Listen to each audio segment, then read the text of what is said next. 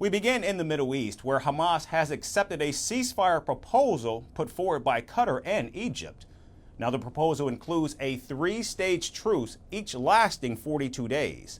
The first stage includes an exchange of an unknown number of Israeli hostages for Palestinian prisoners, along with a partial withdrawal of Israeli troops from the Gaza Strip. In the second stage, the proposal details a complete and permanent halt to Israeli military activity. And the final stage would focus on post-war reconstruction of Gaza. Now, Israel says that it does not accept this deal as it was not proposed by them, nor does it meet their demands for the release of all hostages being held by Hamas. Israeli Prime Minister Benjamin Netanyahu has dispatched a delegation to meet the negotiators in Cairo. Meanwhile, the United States says that it is closely studying the ceasefire proposal accepted by Hamas. There has been a response from Hamas to the hostage deal. We're currently reviewing that response, and we're discussing it with our partners in the region. Director Burns, as you know, is there, and he's working this in real time on the ground. Celebrations erupted across Gaza, particularly in Rafah, which serves as the final lifeline for over 1 million Palestinians. I can't describe to you my joy. We left Gaza. My children have been moved around. My girls have been moved around, living the life of tents, and today we bid farewell to the tents, and I bid farewell to the world. I thank everyone who stood with me, and I thank everyone who stood with Palestine. God is with us. However, the joy and euphoria expressed by Palestinians was short-lived, as Israel's war cabinet announced a ground operation in Rafah despite Hamas accepting a ceasefire proposal. In fact, Israel bombed Rafah with repeated airstrikes, which lasted nearly half an hour. And Prime Minister Netanyahu also ordered stank battalions to begin their deployment in Rafah. Now, as Israel launched this Rafah operation, President Biden spoke to Prime Minister Netanyahu over the phone, warning the Israeli leader of going forward with the military offensive. The two leaders spoke about our efforts to secure the hostage deal, including through these ongoing talks today.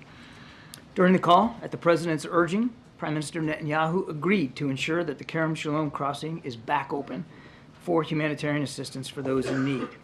And I also want to take a moment to address the latest reports now out of Rafah, which was also a topic of discussion on the call.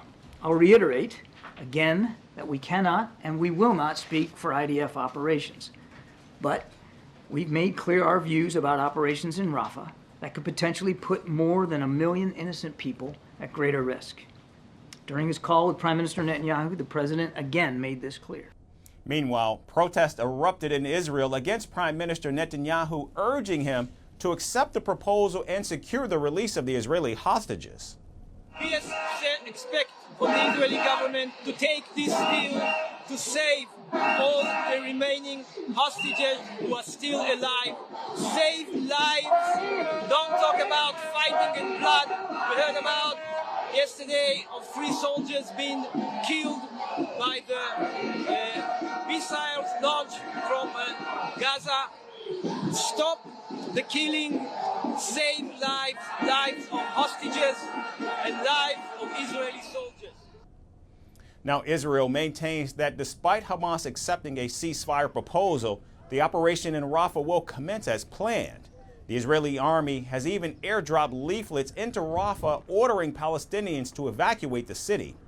The current state of influx only begs more questions, like did Prime Minister Netanyahu reject the proposal accepted by Hamas because it doesn't meet Israeli demands, or is this an attempt by Netanyahu to cling to power by extending the 7-month-long war?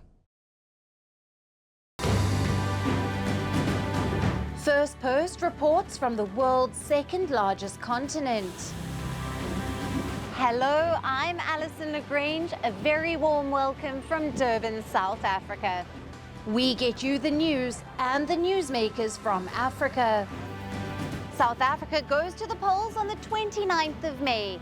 I will track the election and bring you ground reports. Is it the end of the road for the African National Congress? And will former President Jacob Zuma stage a dramatic comeback? From elections to climate change to innovations and opportunities.